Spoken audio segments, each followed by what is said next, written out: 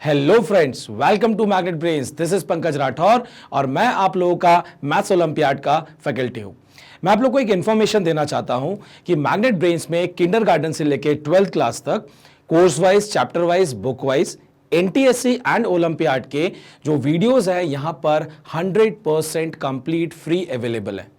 यहां पर जो है क्वालिटी कंटेंट बेस्ट फैकल्टी द्वारा प्रोवाइड कराया जाता है और मैग्नेट ब्रेन्स में आप लोगों से 2 या 3 वीडियोस दिखा के आपको फ्री अवेलेबल करा के कभी भी सब्सक्रिप्शन या पेड सब्सक्रिप्शन की डिमांड नहीं की जाती है, क्योंकि यहां पर पूरा मटेरियल जो है 100% फ्री अवेलेबल है। तो चलिए आज का जो चैप्टर है वो हम स्टार्ट करते हैं और आज का जो चैप्टर है वो है लीनियर अरेंजमेंट। सो ये रीजनिंग का ही टॉपिक है। हमारा जो लॉजिकल रीजनिंग का सेक्शन है उसका ये नेक्स्ट चैप्टर है और इसका नाम है हमारा लीनियर अरेंजमेंट। और ये जो है हमारा अरेंजमेंट जो चैप्टर है उसके अंडर आता है। अरेंजमेंट चैप्टर में हमें 2 टाइप के अरेंजमेंट देखने हैं, पहला लीनियर अरेंजमेंट और दूसरा सर्कुलर अरेंजमेंट। सो लीनियर अरेंजमेंट चैप्टर जब हमारा हो जाएगा उसके बाद हम करेंगे सर्कुलर अरेंजमेंट। सो सबसे पहले हमें समझना है लीनियर अरेंजमेंट। जैसा कि नाम है लीनियर, लीनियर मतलब कहीं ना कहीं हम लाइन की बात करेंगे, स्ट्रेट लाइन में हम किसी ना किसी को अरेंज करेंगे, ऑब्जेक्ट्स को अरेंज करेंगे, पर्सन्स को अरेंज करेंगे और हमें इन लोगों को अरेंज करने के बाद जो है वो जो अरेंजमेंट फाइनली बन जाएगा, उस अरेंजमेंट को बनाने के बाद जो भी क्वेश्चंस उससे रिगार्डिंग पूछे जाएंगे हमें उसको आंसर करना होगा। सो ध्यान से देखिए, हमारा जो आज का चैप्टर है वो है लीनियर अरेंजमेंट और हम इसको स्टार्ट करते हैं। और लीनियर अरेंजमेंट में देखिए क्या लिखा हुआ है कि in linear arrangement problems we are generally given a set of information. So हमें लीनियर अरेंजमेंट में जो है सेट ऑफ इंफॉर्मेशन गिवन होंगी, मतलब वो पॉइंट वाइज भी हो सकती हैं और वो पैराग्राफ के फॉर्म में भी हो सकती हैं।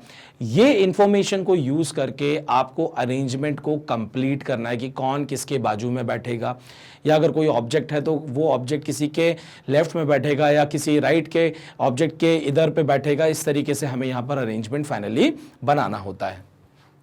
About positioning of different elements with respect to other elements, that can be object, that can be person। और मुझे मान लीजिए अगर मैं एज अ पर्सन उस अरेंजमेंट में बैठा हुआ हूं तो मैं किसके राइट साइड में या किसके लेफ्ट साइड में बैठा होऊंगा वो मुझे पता लगाना है, या मेरे राइट साइड में कौन बैठा है या मेरे लेफ्ट साइड में कौन बैठा है। अगर यहां पर कोई पर्सन बैठा है तो उसके मैं लेफ्ट में बैठा हूं और यहां पर जो पर्सन है उसके मैं राइट में बैठा हूं। तो इस तरीके से विथ रिस्पेक्ट जो है हमारी पोजिशनिंग जो है वो हमें करनी होती है और वो अकॉर्डिंग टू इंस्ट्रक्शंस जो भी है इंफॉर्मेशन हमें गिवन होते हैं उसके अकॉर्डिंगली हमें अरेंजमेंट करना होता है।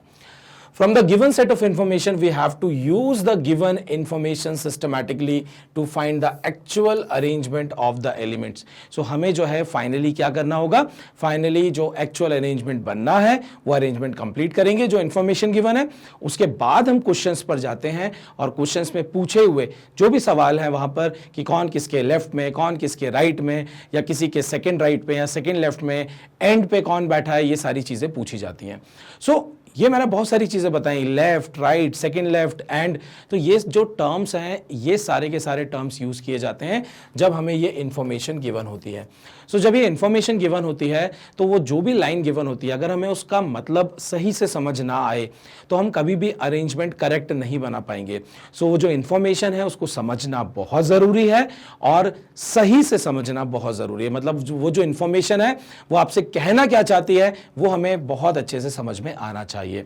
सो हम सबसे पहले वही सब चीज़ों के बारे में देखेंगे कि एग्जैक्टली जो इन्फॉर्मेशन होती हैं वो इन्फॉर्मेशन कैसी होती हैं। बट उससे पहले मैं आप लोग को ये बताना चाहता हूं कि लीनियर अरेंजमेंट भी जो है हमारे 2 टाइप के होते हैं। पहला जो टाइप है वो है हॉरिजॉन्टल अरेंजमेंट, मतलब हम जो है हॉरिजॉन्टली अरेंज करेंगे। फॉर एन एग्जाम्पल कुछ इस तरीके से हमारा अरेंजमेंट होगा और अगर इस टाइप से अरेंजमेंट होगा तो हम इसको रो अरेंजमेंट भी बोलते हैं। या क्वेश्चंस में भी ये टर्म यूज किया जाता है कि 5 person sit in a row, 4 person sit in a row. Numbers question में गिवन होगा कितने लोग या कितने ऑब्जेक्ट्स जो हैं वो उस रो में हमें अरेंज करना है। और अगर रो क्लियरली बोला गया है दैट मीन्स हम हॉरिजॉन्टल अरेंजमेंट की बात कर रहे हैं।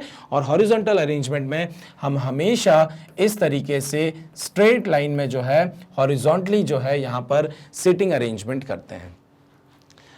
नेक्स्ट है आपका वर्टिकल अरेंजमेंट। वर्टिकल, जैसा कि आपको यहां पर वर्टिकल का मतलब पता होता है कि वर्टिकल जो होता है वो कुछ इस तरीके से वर्टिकल लाइन होती है और हॉरिजॉन्टल लाइन कुछ इस तरीके से होती है। सो हमें अरेंजमेंट जो है हॉरिजॉन्टली इस तरीके से करना होता है और वर्टिकली में हमें अरेंजमेंट जो है कुछ इस तरीके से करना होता है कि मान लीजिए अगर मुझे 1 2 3 4 5 6 पर्सन्स को वर्टिकली अरेंज करना है। वर्टिकली अरेंज करना है मतलब वो एक के पीछे एक बैठेंगे, या मतलब मैं बोलूँगा कि अगर हम क्यू की बात करते हैं कि अगर कहीं पे लाइन लगी हुई है टिकट काउंटर पर, जनरली आप देखते होंगे, आप मूवी देखने जाते हैं तो आप लाइन में लगते हैं। लाइन में जब लगते हैं तो सबका फेस जो है वो एक तरफ होता है। एक तरफ मतलब जो भी जहाँ पर टिकट काउंटर होता है उस तरफ सभी लोग हम लोग फेस लगा के उस तरफ फेस करके जो है खड़े होते हैं। सो यहाँ पर जब हम इस तरीके से खड़े होते हैं और मान लीजिए this is my ticket counter, तो यहाँ पर ध्यान से देखिए ये इस लाइन का या इस क्यू का जो है ये क्या हो जाता है, ये फ्रंट हो जाता है, और ये जो है ये क्या हो जाता है, ये बैक वाला पार्ट हो जाता है। ये क्या हो जाता है, बैक वाला पार्ट हो जाता है। सो यहाँ पर हम फ्रंट वर्ड और बैक वर्ड का यूज करते हैं। और ध्यान से देखिए सभी लोगों का जो फेस है, सभी लोगों का फेस इस डायरेक्शन में होता है। सभी लोगों का फेस इस ही डायरेक्शन में होता है। ऐसा नहीं होता है कि क्यू में अगर कोई ऐसे खड़ा हुआ है तो कोई इस तरीके से खड़ा हुआ है, ऐसे नहीं। सबका फेस जो है वो किस तरफ रहता है, काउंटर की तरफ ही रहेगा या फ्रंट की तरफ ही रहेगा। वही जब हॉरिजॉन्टल अरेंजमेंट की बात करते हैं तो हॉरिजॉन्टली अरेंजमेंट में ऐसे आप मान सकते हैं कि जब आप कभी कहीं पे खाना खाने बैठते हैं, खाना खाने जब आप बैठते हैं तो इस तरीके से स्ट्रेट लाइन पर बैठते हैं और आपके सामने जो है खाना दिया जाता है, खाना जो है वो दिया जाता है ना, आप खाते हैं। आप कभी भी एक के पीछे एक बैठ के खाना नहीं खाएंगे, आप हमेशा स्ट्रेट लाइन में बैठते हैं, रो अरेंजमेंट में ही बैठते हैं। और अगर खाना इस तरफ रखा हुआ है तो सभी लोगों का फेस किस तरफ होगा, फेस इस तरफ होगा। बट कभी कभी जब ज़्यादा भीड़ हो जाती है कहीं पे, अगर हम खाना खाने जाते हैं तो कुछ लोग इस तरफ भी बैठ जाते हैं और इस तरफ जो बैठे हुए लोग होते हैं उनका फेस जो है वो इस तरफ हो जाता है, क्योंकि इनको खाना हम इस तरफ सर्व कर देते हैं। सो इस तरीके से भी अरेंजमेंट होता है कि फेस का जो डायरेक्शन है वो ऊपर की तरफ भी हो सकता है और वो नीचे की तरफ भी हो सकता है। सो मैंने यहाँ पर एक बात बोली है, डायरेक्शन। सो कहीं ना कहीं डायरेक्शन इज इंपॉर्टेंट। और ध्यान से देखिए कि जब भी मैं रो अरेंजमेंट करूंगा तो रो अरेंजमेंट में जो है हम, अगर हमें डायग्राम नहीं दिया हुआ है लेकिन अगर क्लियरली ये बोला गया है कि there are 5 person sits in a row and they are facing same direction, अगर ऐसा बोला जाएगा तो हम जब क्वेश्चन सॉल्व करते हैं तो हम क्वेश्चन कुछ इस तरीके से अपनी कॉपी में सॉल्व करते हैं। तो हमारा फेस जिस डायरेक्शन में होता है हम उनको भी उसी डायरेक्शन में एज्यूम कर लेते हैं, ताकि हमारा जो राइट है वो उनका राइट होगा और हमारा जो लेफ्ट होगा वो उनका लेफ्ट होगा। इसलिए हम हमेशा, अगर डायरेक्शन कुछ भी नहीं गिवन है तो हम बाय डिफॉल्ट यही वाला डायरेक्शन मानते हैं और इसको हम लोग नॉर्थ डायरेक्शन बोलते हैं। तो सभी लोगों का डायरेक्शन किस तरफ हो गया, नॉर्थ की तरफ हो गया। अगर क्लियरली बोला गया है कि there are 5 person sits in a row and they are facing north direction, that means they are facing same direction. और जब सेम डायरेक्शन की बात होगी तो अगेन हम लोग यही बात बोलेंगे कि all are facing north direction. Next, अगर वो बोलते हैं कि there are 5 person sitting in a row and they all are facing south direction. So अगर सिंपली साउथ डायरेक्शन के बारे में बात हो रही होगी तो हम सबको जो है इस तरफ फेस करके नहीं बैठाएंगे। क्यों नहीं बैठाएंगे, क्योंकि मैंने एज्यूम किया है कि ये डायरेक्शन नॉर्थ है। अगर सिंपली ये बोला गया कि all are facing south direction, that means all are facing same direction, and all are facing same direction और वो साउथ डायरेक्शन है, तो मैं एज्यूम कर लूंगा कि ये जो डायरेक्शन है ये डायरेक्शन हमारा साउथ है। ताकि अगेन, क्योंकि मैं क्वेश्चन जब सॉल्व करूंगा तो मेरा जो राइट होगा वो इस तरफ है, मेरा जो लेफ्ट है इस तरफ है, तो इन लोगों का भी राइट और लेफ्ट इधर ही होना चाहिए। और ऐसा कब होगा, व्हेन दे विल फेस इस तरफ। मतलब मैं बोलूंगा कि मैं इसको जनरली नॉर्थ मानता हूं, लेकिन अगर सेम डायरेक्शन है तो मैं हमेशा इसी तरफ इन लोगों का फेस करूंगा, ताकि मेरा राइट उनका राइट रहे और मेरा लेफ्ट भी उनका ही लेफ्ट रहे, ताकि क्वेश्चन को सॉल्व करने में प्रॉब्लम ना आए। तीसरा केस एक ऐसा बन जाता है, मान लीजिए मैं ऐसा बोलता हूं कि there are 5 person sitting in a row, some are facing north direction, some are facing south direction. तब अगर ऐसा बोला गया है कि कुछ लोग नॉर्थ और कुछ लोग साउथ की तरफ फेस करके बैठे हुए हैं, इसका मतलब यह होगा कि अब मुझे नॉर्थ और साउथ दोनों डायरेक्शन लेने हैं। और जब दोनों डायरेक्शन लेने हैं तो ध्यान से देखिए 1 2 3 4 5, मान लीजिए 5 लोग बैठे हुए हैं, इनमें से कौन नॉर्थ कौन साउथ की तरफ फेस करके बैठा आई डोंट नो, बट फिर मैं क्या करूंगा, मैं ये एज्यूम कर लूंगा कि ये नॉर्थ डायरेक्शन है और साउथ क्योंकि उसका ऑपोजिट डायरेक्शन होता है तो मैं बोल दूंगा कि साउथ इस तरफ हो जाएगा। मान लीजिए अगर यहां पर कोई पर्सन ए बैठा हुआ है, पर्सन का डायरेक्शन अगर नॉर्थ की तरफ है, तो मुझे एक चीज क्लियर हो गई कि इसका राइट हैंड इधर होगा और इसका लेफ्ट हैंड इधर होगा। मान लीजिए सी यहां पर बैठा हुआ है और सी साउथ की तरफ फेस करके बैठा हुआ है, तो इसका लेफ्ट हैंड इस तरफ होगा और राइट हैंड इस तरफ होगा। बस ये यहां पर डिफरेंस आ जाता है। When someone is facing north और साउथ, तो लेफ्ट और राइट का यहां पर डिफरेंस आ जाता है। तो अगर मैं सी के रेफरेंस में बात करूंगा कि सी के लेफ्ट में कोई बैठा हुआ है, तो सी का लेफ्ट इस तरफ नहीं, सी का लेफ्ट इस तरफ होगा। अगर ए के लेफ्ट में कोई बैठा हुआ है तो ए का लेफ्ट इस तरफ होगा। That depends on the direction कि वो किस डायरेक्शन में फेस करके बैठे हुए हैं। This is very very important. मैं फिर से आपको बता देता हूं कि अगर मान लीजिए क्वेश्चन में बोला जाता है कि all are facing same direction, all are facing same direction, तो मैं यही एज्यूम करूंगा कि इनका फेस का डायरेक्शन इस तरफ रहेगा और वो हमारा एक तरह से नॉर्थ डायरेक्शन ही रहता है। अगर बोला जाए कि all are facing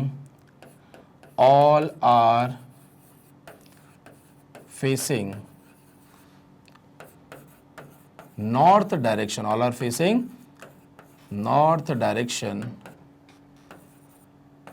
that means again मेरा जो डायरेक्शन होगा सभी लोगों का वो क्या हो जाएगा, वो नॉर्थ डायरेक्शन ही रहेगा और वो ऊपर की तरफ ही आपका डायरेक्शन रहेगा। थर्ड, all are facing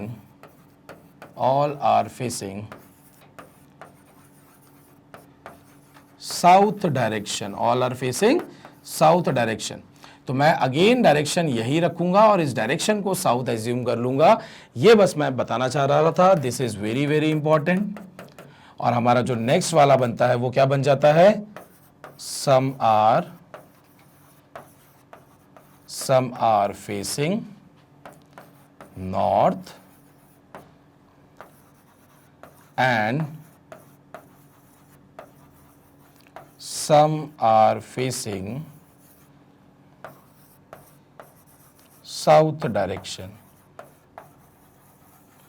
इसका मतलब क्या होगा, कुछ लोग नॉर्थ और कुछ लोग साउथ की तरफ फेस करके अगर बैठे हुए हैं तो हम ऊपर वाले को नॉर्थ और नीचे वाले को साउथ डायरेक्शन एज्यूम कर लेंगे। सो ये 4 स्टेटमेंट मैंने जो यहां लिखी हुई है ये डायरेक्शन से रिलेटेड है और जब क्वेश्चन स्टार्ट होता है वहां क्लियर इंफॉर्मेशन गिवन होती है और इसी तरीके से आपको स्टेटमेंट देखने को मिलेगी। ठीक है, या तो क्या बोला जाएगा, all are facing same direction, तो आप ऊपर वाला डायरेक्शन ही लेंगे। All are facing north direction, तो भी आप ऊपर वाला डायरेक्शन लेंगे। All are facing south direction, तो भी आप ऊपर वाला लेंगे। दैट मीन्स इन तीनों केसेस में अगर आप देखेंगे तो all are facing same direction है, इसीलिए हम जो है एक डायरेक्शन लेते हैं जो कि है ऊपर वाला डायरेक्शन।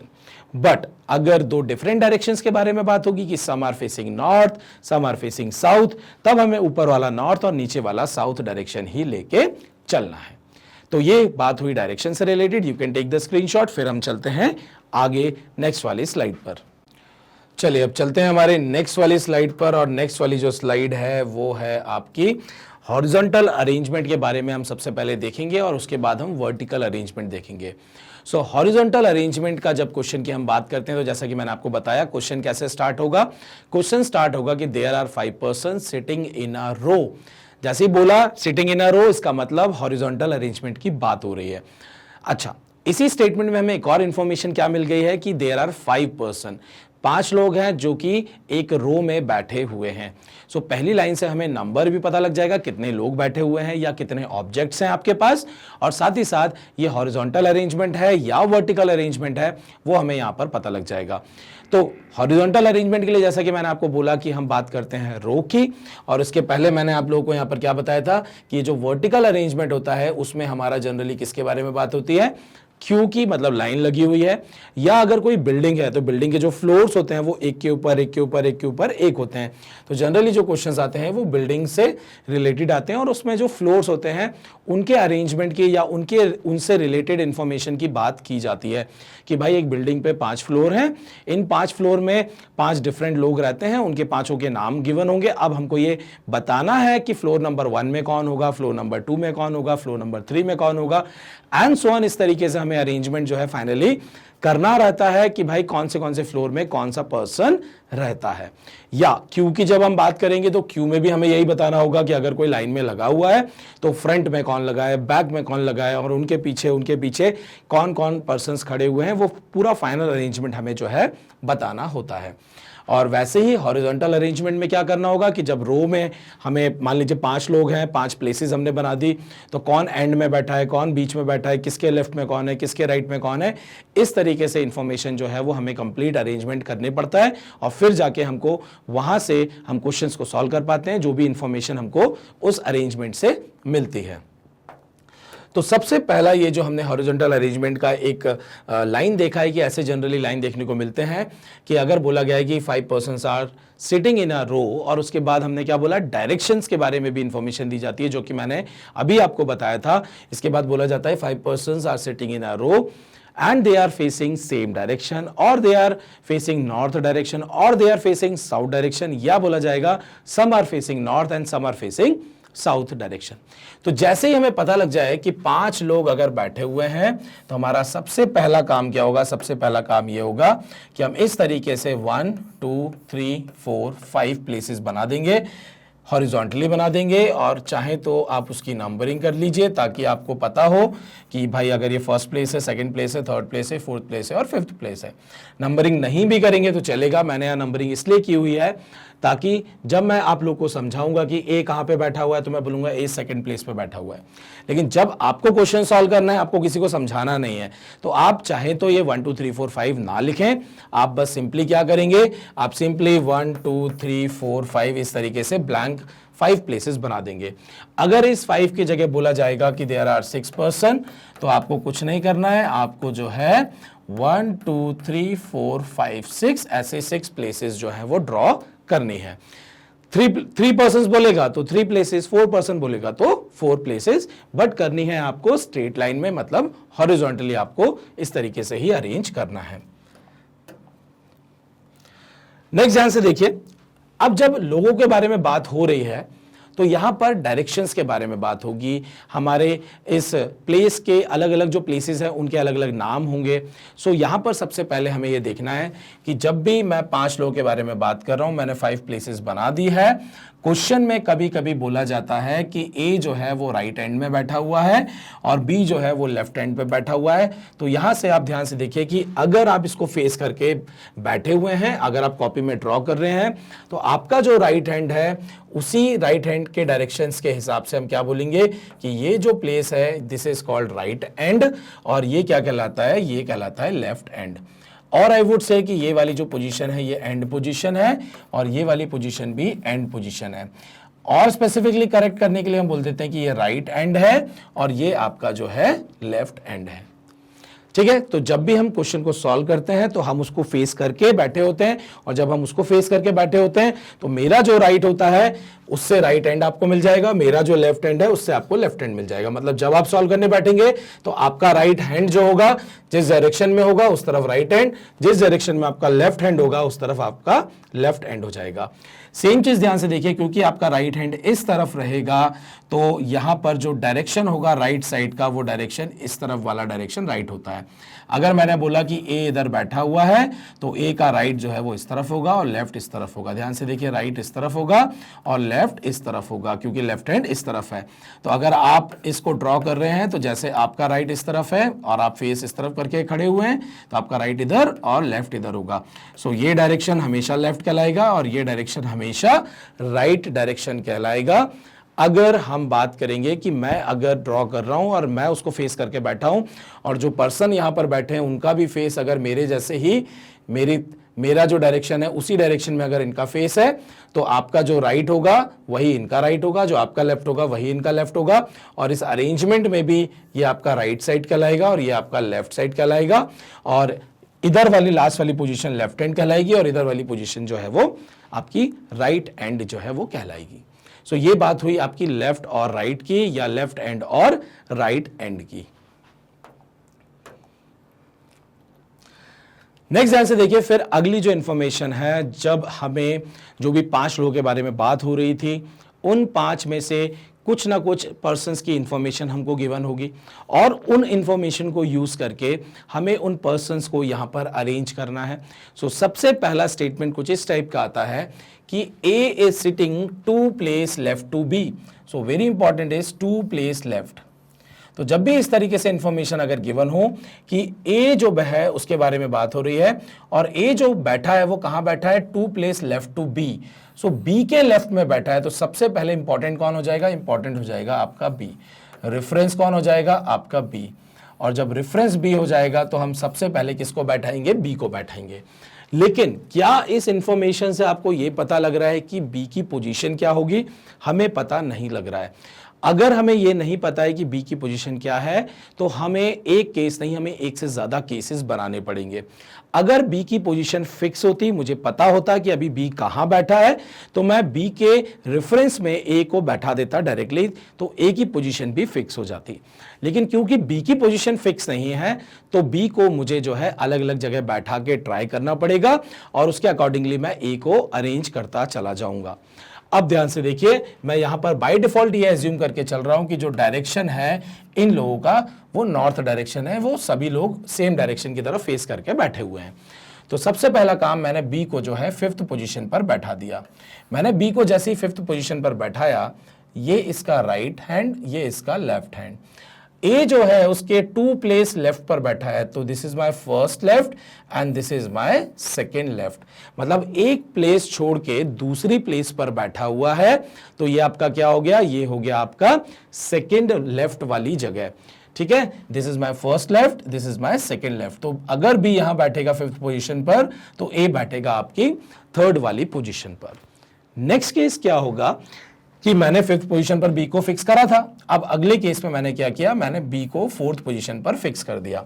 जैसे ही मैंने यहां पर फिक्स किया, अगेन जो है A उसके सेकेंड लेफ्ट पर बैठा है, क्योंकि ये इंफॉर्मेशन हमें गिवन है, तो हमने अगेन जो है B के रेफरेंस में A को सेकेंड लेफ्ट पर बैठा दिया, जो कि सेकेंड पोजीशन पर आके बैठ गया। 3rd केस में मैंने क्या किया, B को और इधर शिफ्ट कर दिया लेफ्ट हैंड साइड, तो B को मैंने 3rd पोजीशन पर बैठा दिया और उसके अगर मैं बात करूंगा सेकेंड लेफ्ट में, अगेन जो है वो A यहां आके बैठ गया। बट ध्यान से देखिए 1 2 3 4 5, अगर मैं B को इस सेकेंड पोजीशन पर बैठा दूं तो अब A को क्योंकि एक प्लेस छोड़ के बैठना है तो उसको यहां आना पड़ेगा, जहां यहां पर तो कोई जगह नहीं है।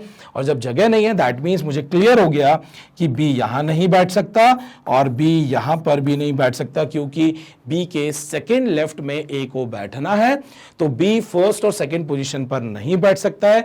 B के पास 3 ही पोजीशन है, वो 5th पर, 4th पर या 3rd पोजीशन पर बैठ सकता है। दैट मीन्स मेरे पास 3 केसेस बनेंगे और इन 3 केसेस को मैं अगली इंफॉर्मेशन को यूज करके यहां पर 3 केसेस को मैं धीरे धीरे सॉल्व करता जाऊंगा और कोशिश करूंगा एलिमिनेट करने की, कि भाई हो सकता है इनमें से ये वाला केस अब पॉसिबल ना हो या ये केस पॉसिबल ना हो, डिपेंड करेगा कि वहां पर क्या इंफॉर्मेशन गिवन है। फॉर एन एग्जांपल, अगर एक इंफॉर्मेशन ऐसी गिवन है कि C जो है वो लेफ्ट एंड पर बैठा है, अगर ये इंफॉर्मेशन गिवन है तो ध्यान से देखिए, लेफ्ट एंड की जो जगह है वो A ने ऑक्युपाई कर ली है, तो दैट मीन्स C यहां पर नहीं बैठ सकता। लेकिन अगर इन फर्स्ट और सेकंड केस को देखें तो C को मैं यहां पर बैठा सकता हूं। सो यहां से क्या हो जाएगा, यहां से ये 3rd केस एलिमिनेट हो जाएगा, क्योंकि C के लिए खाली जगह नहीं है। इसी तरीके से फर्दर और हम कंडीशंस या इंफॉर्मेशंस को यूज करते जाएंगे, और जो आपके पास यहां पर अरेंजमेंट है, एक से ज्यादा अरेंजमेंट है, तो इनमें से कोई एक जो है वो एलिमिनेट हो जाएगा एंड फाइनल अरेंजमेंट आपके पास एक बचेगा। कभी कभी ऐसा होता है कि आपके पास फाइनल एक अरेंजमेंट नहीं आता है, कभी कभी फाइनल 2 अरेंजमेंट आते हैं, और जब 2 अरेंजमेंट आते हैं तो हमें उन 2 अरेंजमेंट से मतलब उनकी इंफॉर्मेशन को यूज करते हुए ही आंसर करना होता है। डिपेंड करता है क्वेश्चन क्या पूछ रहा है। अगर हम डिटरमाइन कर पा रहे हैं किसी की fix position, for an example कि C तो फिक्स है ना, देखो C हमेशा फर्स्ट पोजीशन पर ही बैठा है ना, ऐसे ही हो सकता है कि मान लीजिए कि ये 3rd वाली पोजीशन पर या कोई ऐसी पोजीशन है जिस पर यहां पर क्या होगा कि कोई पर्सन बैठेगा ही बैठेगा। जैसे बी के लेफ्ट में, अगर मैंने बोला कि बी के लेफ्ट में डी को बैठना है या किसी कारण से बैठ गया, जो भी इंफॉर्मेशन थी हमने वहां से लॉजिकल डिडक्शन, लॉजिकल डिड्यूस किया उसको, लॉजिकल हमने इंफॉर्मेशन को यूज करके अपना लॉजिकल दिमाग लगाया और वहां पर हमने दिमाग लगा के ये देखा कि भाई पोजीशन जो डी की है वो ए और बी के बीच में बैठने वाला है। अगर ए और बी के बीच में बैठेगा तो ध्यान से देखिए बी के हमेशा लेफ्ट में कौन रहेगा, डी रहेगा। अगर ये दो केसेस भी रहते हैं और क्वेश्चन में अगर ये पूछा जाए कि बी के इमीडिएट लेफ्ट पे कौन बैठा है तो हमारा आंसर डी ही होगा, चाहे दो केसेस बने तब भी हम आंसर डी ही देंगे, क्योंकि बी के इमीडिएट लेफ्ट पर ध्यान से देखिए दोनों जगह मैंने डी को बैठाया है। तो यहां से मैं एक और चीज समझ में आई, ध्यान से देखिए कि अगर मैंने बोला कि if this is my second left position, if this is my second left position, तो ये वाली जो पोजीशन होती है हम इसको फर्स्ट लेफ्ट नहीं बोलते हैं, इसको हम लोग जनरली, ध्यान से देखिए, हम इसको क्या बोलते हैं, इमीडिएट लेफ्ट पोजीशन हम बोलते हैं कि ये इमीडिएट लेफ्ट में बैठा हुआ है। और अगर हम इसके ये वाली पोजीशन की बात करें तो ये क्या हो जाएगा, ये हो जाएगा आपका इमीडिएट राइट पोजीशन हो जाएगी। सो इमीडिएट लेफ्ट या इमीडिएट राइट पोजीशन की अगर मैं बात करता हूं, for an example, if this is my immediate left, this is my immediate right, तो बी के इमीडिएट लेफ्ट और इमीडिएट राइट वाली जो पोजीशन होती है, मतलब थर्ड और फिफ्थ पोजीशन जो है, ये बी की कौन सी पोजीशन है, ये बी के नेबर कहलाएंगे। क्या कहलाएंगे, बी के नेबर कहलाएंगे।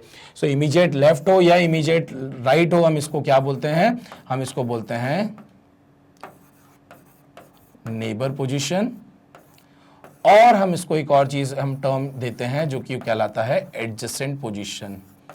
सो अगर क्वेश्चन में नेबर, एडजेसेंट, इमीडिएट लेफ्ट या इमीडिएट राइट की बात होती है तो हमें बिल्कुल पड़ोस में जो है लगी हुई जगह पर बैठाना होता है। इमीडिएट लेफ्ट और इमीडिएट राइट आपको क्लियर इंफॉर्मेशन देता है कि कहां पर बैठाना है, लेकिन अगर नेबर या एडजेसेंट बोला जाएगा तो वहां कंफ्यूजन होगी, दो केसेस बनेंगे कि वो या तो इमीडिएट लेफ्ट पर या वो इमीडिएट राइट पोजीशन पर बैठ सकता है। तो जब भी आपको नेबर या एडजेसेंट इंफॉर्मेशन गिवन होगी तो आपको दो पोजीशन की इंफॉर्मेशन होगी कि भाई बी जो है, बी के बाजू में यहां पर भी कोई बैठ सकता है और यहां पर भी वो बैठ सकता है। लेकिन अगर इमीडिएट लेफ्ट या इमीडिएट राइट बोला जाएगा तो हम एग्जैक्ट इंफॉर्मेशन दे सकते हैं कि भाई बी के लेफ्ट में या बी के बिल्कुल राइट में कोई पर्सन बैठा हुआ है। So A sitting two place left to B, so ये लेफ्ट जो है ये राइट भी हो सकता है। और जैसा कि मैंने आपको बताया था, जब हमारा डायरेक्शन इसी तरफ होता है तो ये डायरेक्शन हमारा लेफ्ट कहलाता है और ये डायरेक्शन हमारा राइट कहलाता है। सो सेकेंड लेफ्ट हो, इमीडिएट लेफ्ट हो, इमीडिएट राइट हो, सेकेंड राइट हो, टू प्लेस लेफ्ट हो, टू प्लेस राइट हो, ये two place left, two place right, और मैं बोलूंगा कि सेकेंड लेफ्ट या सेकेंड राइट, ये बात एक ही है। और इमीडिएट लेफ्ट मतलब इस तरफ, इमीडिएट राइट मतलब इस तरफ। और अगर मैं इमीडिएट लेफ्ट और इमीडिएट राइट की बात करता हूं तो नेबर या एडजेसेंट टर्म्स जो हैं ये भी यूज किए जा सकते हैं। You can take the screenshot. फिर हम चलते हैं हमारे नेक्स्ट वाली स्टेटमेंट पे। चलिए तो चलते हैं अब हमारे नेक्स्ट वाली स्टेटमेंट पर और क्या इंफॉर्मेशन हमें नेक्स्ट मिलती है। सो हमारा जो नेक्स्ट है वो है A is sitting 3 place left to B. ठीक है, A is sitting 3 place left to B. अब अभी मैंने क्या बात की थी, अभी मैंने बात की थी कि 2 प्लेस लेफ्ट, तो 3 प्लेस लेफ्ट में क्या डिफरेंस आ जाएगा, ध्यान से देखिए। अगर बोला जा रहा है कि A is sitting 3 place left to B, तो अगेन मुझे बी के बारे में कंप्लीट इंफॉर्मेशन नहीं है और बी मेरे लिए क्या है, बी मेरे लिए रेफरेंस है। बी मेरे लिए क्या है, रेफरेंस है। अगर बी मेरे लिए रेफरेंस है और बी की अगर फिक्स पोजीशन मुझे नहीं पता है तो मैं बी को अपने मन से यहां पर प्लेस करूंगा। तो सबसे पहले मैंने उसको 5th पोजीशन पर रखा, ये फर्स्ट लेफ्ट, ये सेकंड लेफ्ट और ये हो गया मेरा थर्ड लेफ्ट। मैंने यहां पर इसको बैठा दिया। फिर हमने सेकंड केस देखा, ये हो गया मेरा पहला केस। सेकंड केस में मैंने क्या किया, बी को 4th पोजीशन पर बैठा दिया। और क्योंकि हम लेफ्ट की तरफ जा रहे हैं तो मैंने बी को स्टार्ट राइट में बैठाना इसलिए किया क्योंकि अगर मैं बी को लेफ्ट में बैठा दूंगा तो उसके लेफ्ट में जगह ही नहीं बचेगी, खाली जगह ही नहीं बचनी है। तो अगर लेफ्ट डायरेक्शन में किसी को बैठाना है बी के तो हमने राइट से जो है बैठाना चालू किया बी को। अगर किसी को मुझे बी के राइट में बैठाना होता, मतलब अगर ये गिवन होता A is sitting 3 place right to B, तो मैं बी को इस तरफ बैठा था ताकि उसके राइट में कुछ जगह होती जहां पर मैं ए को बैठा पाता। तो फोर्थ पोजीशन पर अब मैंने बी को बैठा दिया है, ध्यान से देखिए। और अगेन जो अगर मैं यहां पर थर्ड लेफ्ट की बात करूंगा तो ये पोजीशन हो गई थर्ड लेफ्ट। थर्ड लेफ्ट मैंने जब देखा कि ए जो है वो कहां पर आ गया है, वो आ गया है आपके लेफ्ट एंड पर आ चुका है। अब इसके और लेफ्ट में हम नहीं जा सकते हैं, दैट मीन्स मैं बी को और यहां शिफ्ट नहीं कर सकता हूं। और जब मैं बी को और यहां शिफ्ट नहीं कर सकता हूं तो मेरे पास यहां पर 2 केसेस ही बनेंगे, और इन 2 केसेस के अकॉर्डिंगली जो है मैं फर्दर जो भी इंफॉर्मेशन होगी उसके अकॉर्डिंगली मैं यहां पर और दूसरे पर्संस को प्लेस करता जाऊंगा। तो अगर 3 प्लेस लेफ्ट बोला जाए, 3 प्लेस राइट बोला जाए, तो मैंने आपको बता दिया है कि जो रेफरेंस पर्सन है उसको हमें कहां बैठाना है, कैसे स्टार्ट करना है क्वेश्चन को सॉल्व करना। और हमेशा ध्यान रखना कि जो रेफरेंस होता है सबसे पहले हम उसी को यहां पर बैठाते हैं, और उसके अकॉर्डिंगली ए की पोजीशन मुझे पता है, उसके रेफरेंस में ए की पोजीशन पता है, तो बी के रेफरेंस में हम ए को बैठा पाएंगे। इसलिए सबसे पहले हमें यहां पर बी को जो है अरेंज करना पड़ेगा। So if you want to take screenshot, आप यहां पर स्क्रीनशॉट ले सकते हैं। फिर हम चलते हैं हमारे नेक्स्ट वाला जो है स्टेटमेंट कि क्या और स्टेटमेंट पॉसिबल होती है। सो नेक्स्ट है A sits two place away to B. अब देखिए, अभी तक मैंने क्या बोला था, हमने लेफ्ट वर्ड या राइट वर्ड यूज किया था, और क्या देखा था कि 2 प्लेस राइट या 3 प्लेस राइट, तो हमने देखा था सेकंड राइट या थर्ड राइट पोजीशन पर वो पर्सन बैठता है। बट अब ऐसी स्टेटमेंट भी क्वेश्चन में आ सकती है, आपको जो इंफॉर्मेशन गिवन होती है वो इंफॉर्मेशन कुछ ऐसी भी हो सकती है जिसमें गिवन होता है A sits 2 place away to B. Again B जो है यहां पर कौन हो गया, बी हमारा रेफरेंस हो गया। बी से 2 प्लेस अवे कौन बैठा हुआ है, ए। अब ये 2 प्लेस अवे का मतलब क्या होता है वो ध्यान से समझिए। सो ये जो 2 प्लेस अवे है, 2 प्लेस अवे जो है, इसका मतलब जो होता है वो होता है, मैं यहां पर सेकेंड राइट भी बोल सकता हूं इसको, या मैं इसको सेकेंड लेफ्ट भी बोल सकता हूं। या अभी हमने जो देखा था 2 प्लेस लेफ्ट देखा था, 2 प्लेस राइट हम उससे बना सकते थे। सो 2 प्लेस राइट या 2 प्लेस लेफ्ट पोजीशन जो होगी वो उसका भी मतलब होगा 2 प्लेस अवे। यहां पर 2 प्लेस अवे का मतलब क्या है, ध्यान से देखिए कि ये कुर्सियों को मुझे या चेयर्स को मुझे नहीं छोड़ना है, मुझे यहां पर 2 प्लेस अवे मतलब this position is 1 place away, मतलब ये एक जगह मैंने छोड़ दी, और this position is my 2 place away मतलब एक ये और एक ये। इस तरीके से आप याद रख सकते हैं कि जो भी 2 प्लेसेस हैं उन प्लेसेस के बीच की जो स्पेस है उसको हम यहां पर काउंट कर रहे हैं। सो यहां से 2 प्लेस अवे कौन बैठा हुआ है, ए बैठा हुआ है। ध्यान से देखिए, सबसे पहले मैंने बी को इस 5th पोजीशन पर बैठा के ए को उसके सेकेंड लेफ्ट पर बैठा दिया है। 2 प्लेस अवे मतलब सेकेंड लेफ्ट या सेकेंड राइट होगा। सेकेंड लेफ्ट या सेकेंड राइट जब होगा, इसका मतलब हमें दोनों टाइप के केसेस बनाने पड़ेंगे कि बी के सेकेंड लेफ्ट में भी ए को बैठाना है और बी के सेकेंड राइट में भी ए को बैठाना है। क्लियर इंफॉर्मेशन नहीं है कि ए जो है वो बी के लेफ्ट में बैठेगा या राइट में बैठेगा, दोनों केसेस पॉसिबल हैं। सो सबसे पहले मैंने यहां पर क्या किया कि बी के जो है मैंने लेफ्ट में जो है बैठा दिया है ए को। ध्यान से देखिए, इस केस में हमने बी को यहां पर फिक्स कर दिया और बी के मैंने सेकेंड राइट में, यहां पर ध्यान से देखिए मैंने जो है सेकेंड राइट में ए को बैठा दिया, तो दोनों केसेस हो गए लेफ्ट और राइट वाले। फिर हमने क्या देखा कि अगर मैं इन दोनों केसेस को कंबाइन कर दूं तो मैं यहां पर क्या बोल सकता हूं कि यहां पर ए ऑब्लिक बी बैठ सकता है और यहां पर बी ऑब्लिक ए बैठ सकता है। दोनों केस को अगर मैं कंबाइन करूं तो ए और बी अपनी अपनी पोजीशन चेंज कर सकते हैं, क्योंकि वो लेफ्ट और राइट कुछ भी हो सकता है।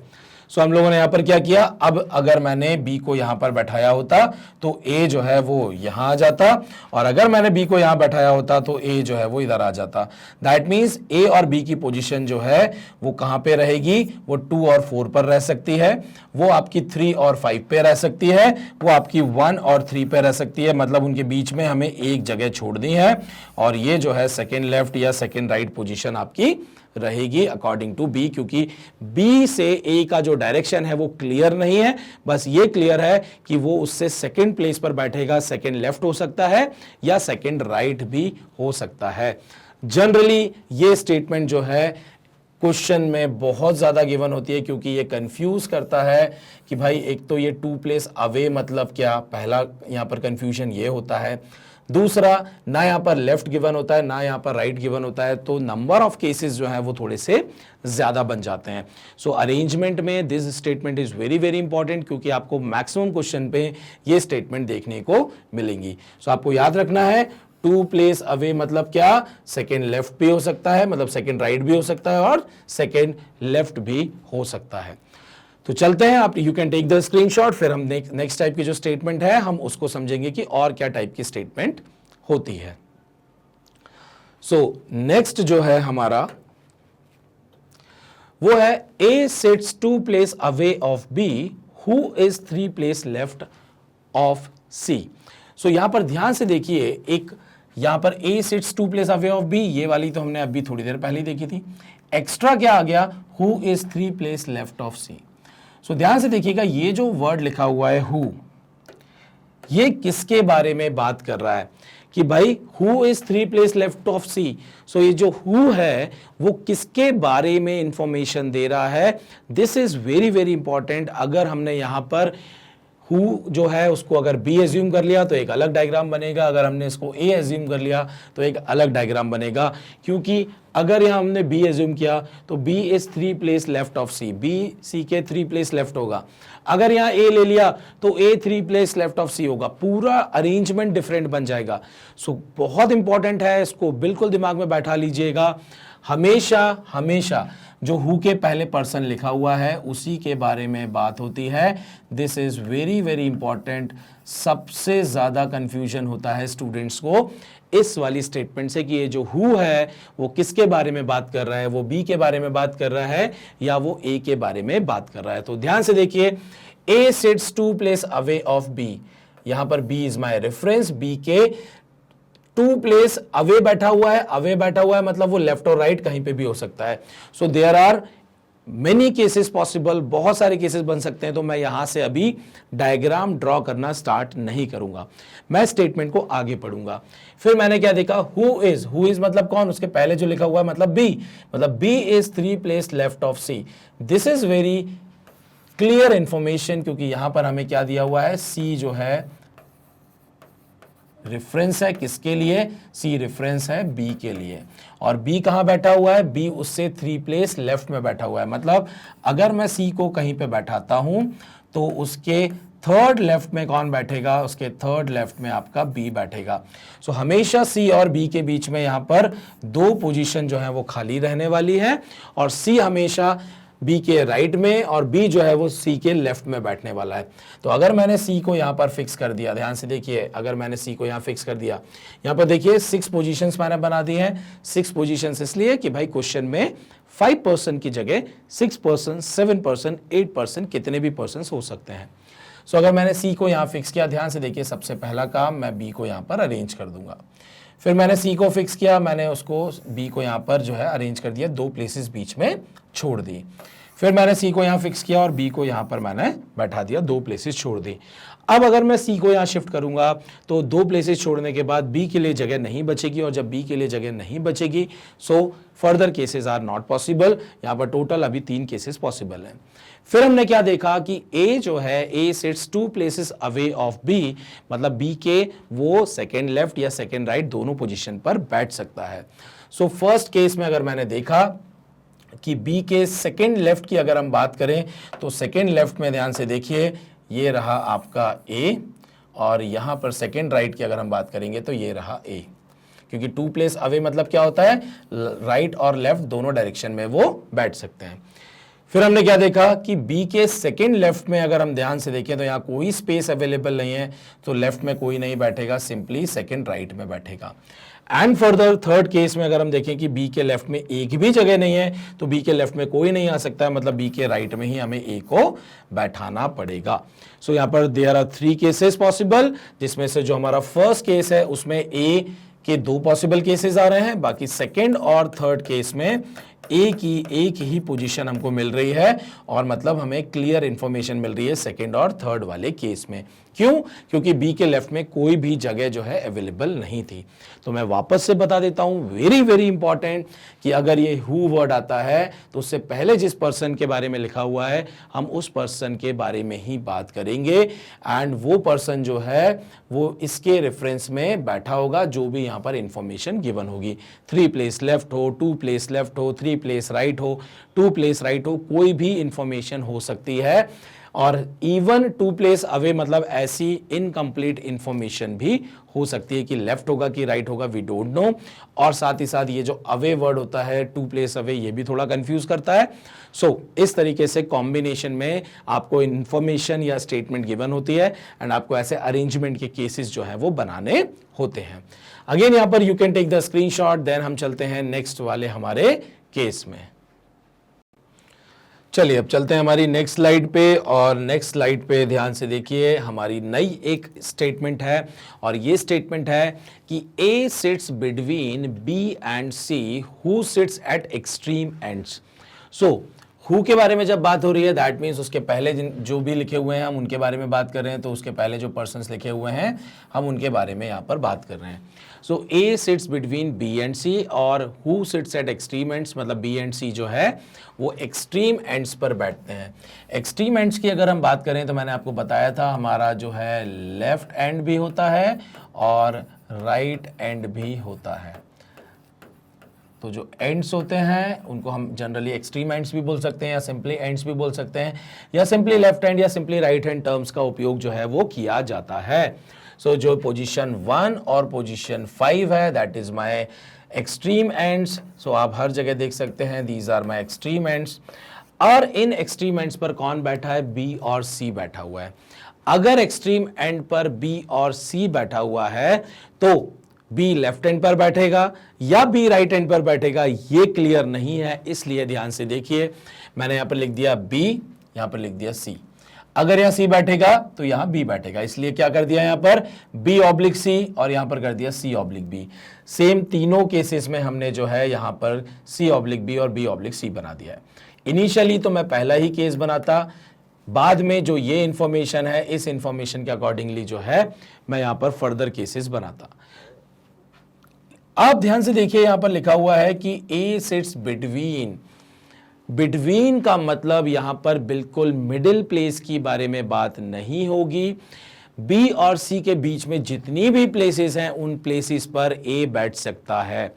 सो अगर सिंपली बिटवीन टर्म का यूज होता है तो हमें यहां पर ए को ध्यान से देखिए, ए के पास 3 ऑप्शन अवेलेबल है, second, third and fourth.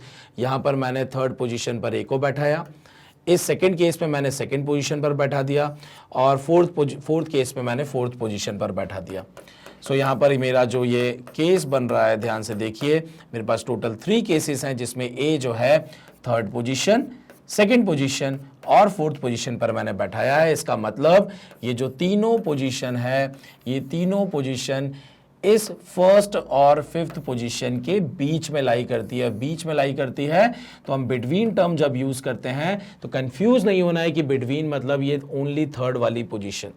Between मतलब 2, 3, 4 में से कोई सी भी प्लेस हो सकती है। सो टोटल यहां पर हमारे 3 केसेस बनेंगे। बिटवीन का मतलब जो है वो ध्यान से देखिए, मैं यहां पर लिख भी देता हूं कि बिटवीन जो है ये बीच में तीनों प्लेसेस को मैं बोल सकता हूं बी एंड सी के। और बी एंड सी हु के बारे में बात हुई थी तो बी एंड सी के बारे में बात हो रही थी और एक्सट्रीम एंड्स पे बैठे थे। एक्सट्रीम एंड जो है वो लेफ्ट हैंड और राइट हैंड कुछ भी हो सकता है। सो क्लियर इंफॉर्मेशन नहीं थी तो मैंने बी और सी को ऑब्लिक करके जो है फर्स्ट और फिफ्थ पोजीशन पर बैठा दिया है। You can take the screenshot. फिर हम चलते हैं हमारे नेक्स्ट वाले स्टेटमेंट पर या नेक्स्ट वाली स्लाइड पर। तो हमारा जो नेक्स्ट वाला स्लाइड है उसमें दिया हुआ है, नेक्स्ट वाला स्टेटमेंट हमारा जो है वो ऐसा है कि ए सिट्स एग्जैक्टली बिटवीन। सो अंतर क्या आ गया? थोड़ी देर पहले हमने देखा था सिंपली बिटवीन, अब हो गया exactly between. So exactly between का मतलब ये होगा कि जो बिल्कुल मिडिल प्लेस होगी, जो बिल्कुल मिडिल प्लेस होगी, मिडिल प्लेस किसके? बी और सी के। तो आप देख सकते हैं इस प्लेस से ये जो है सेकेंड राइट पे है और इस प्लेस से जो है ये सेकेंड लेफ्ट में है। मतलब इक्वल प्लेसेस अगर हम देखें तो इसके लेफ्ट और इसके राइट में इक्वल प्लेसेस हमने देख ली। मतलब यहाँ पर मैंने एक प्लेस छोड़ी है इन दोनों के बीच में, यहाँ पर भी एक प्लेस छोड़ी है, मतलब ये बिल्कुल मिडिल पोजीशन है। सो मिडिल पोजीशन पर अगर हम किसी को बैठा रहे हैं तो वो क्यों बैठाएंगे, जब एग्जैक्टली बिटवीन के बारे में बात होगी। और जब सिंपली बिटवीन के बारे में बात होगी तो हम सेकेंड, थर्ड या फोर्थ तीनों पोजीशन में कहीं भी बैठा सकते हैं। अगेन हु के बारे में बात हो रही है, मतलब बी एंड सी के बारे में बात हो रही है, एक्सट्रीम एंड्स हैं, सो मैंने यहाँ पर एक्सट्रीम एंड पर उनको बैठा दिया है। और जब एग्जैक्टली बिटवीन की बात हुई तो ध्यान से देखिए, मेरा यहाँ पर एक ही केस पॉसिबल है, यहाँ पर मुझे 3 केसेस बनाने की जरूरत नहीं है। हाँ, अगर एग्जैक्टली बिटवीन नहीं होता, सिंपली बिटवीन लिखा होता तो मुझे 3 केसेस बनाने पड़ते, जो कि हमने पिछले वाले केस में देखा ही था। तो आप चाहें तो स्क्रीनशॉट ले लीजिए और फिर हम चलते हैं हमारे नेक्स्ट वाले स्टेटमेंट पे, जो कि बहुत इंपॉर्टेंट है। और ध्यान से देखिए, यहां पर स्टेटमेंट कुछ इस तरीके से गिवन होती है कि द नंबर ऑफ पर्सन मतलब नंबर्स के बारे में बात हो रही है, sits to the left of A के लेफ्ट में जितने लोग बैठे होंगे is equal to the number of person sits to the right of A, उतने ही पर्सन उसके राइट में बैठे होंगे।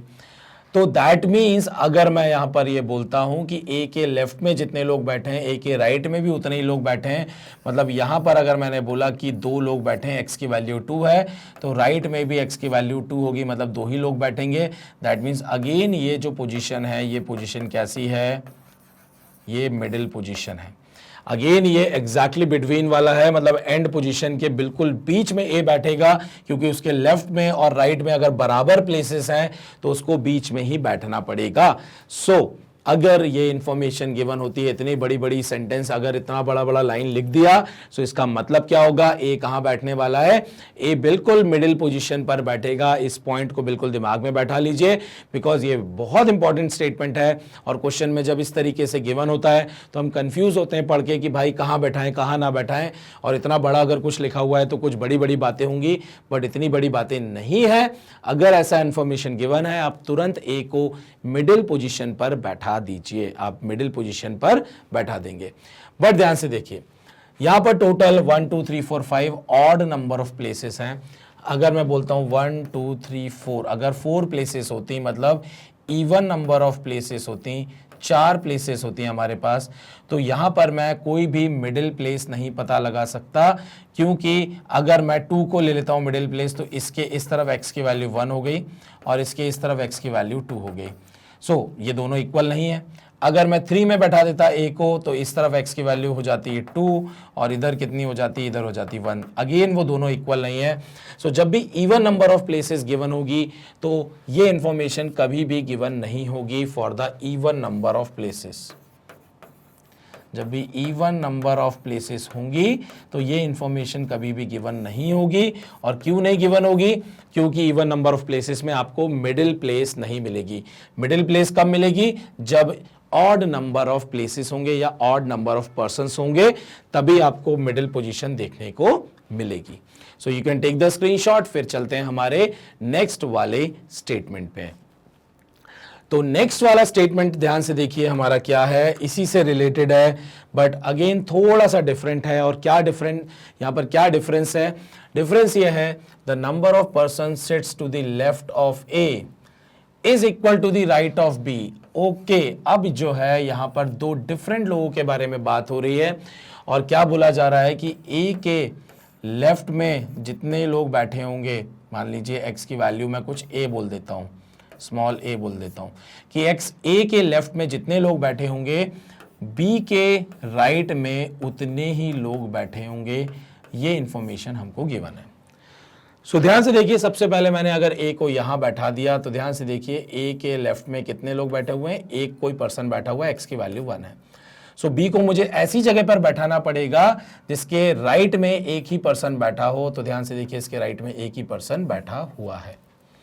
फिर मैंने क्या किया, मैंने अगर a को थर्ड पोजीशन पर बैठाया तो यहां पर a के लेफ्ट में ध्यान से देखिए 2 लोग बैठे हुए हैं, मतलब x की वैल्यू 2 है। तो मुझे b को ऐसी पोजीशन पर बैठाना पड़ेगा ताकि उसके राइट में 2 लोग बैठे हों। ध्यान से देखिए, यहां पर 1 और यहां पर हो गया 2, 2 लोग बैठे हुए हैं, x की वैल्यू हो गई आपकी 2। फिर मैंने क्या किया, ध्यान से देखिए, मैंने अगर ए को फर्स्ट पोजीशन पर बैठा दिया तो ए के लेफ्ट पे कितने लोग बैठे हुए हैं, ए के लेफ्ट में 0 लोग बैठे हुए हैं। दिस इज वेरी इंपॉर्टेंट, क्योंकि इस केस को जनरली स्टूडेंट भूल जाते हैं। उनको लगता है कि अगर बोला गया है कि ए के लेफ्ट में जितने लोग बैठे हैं बी के राइट में उतने ही लोग बैठेंगे, मतलब कोई ना कोई तो बैठेगा, ये दिमाग में बात आती है।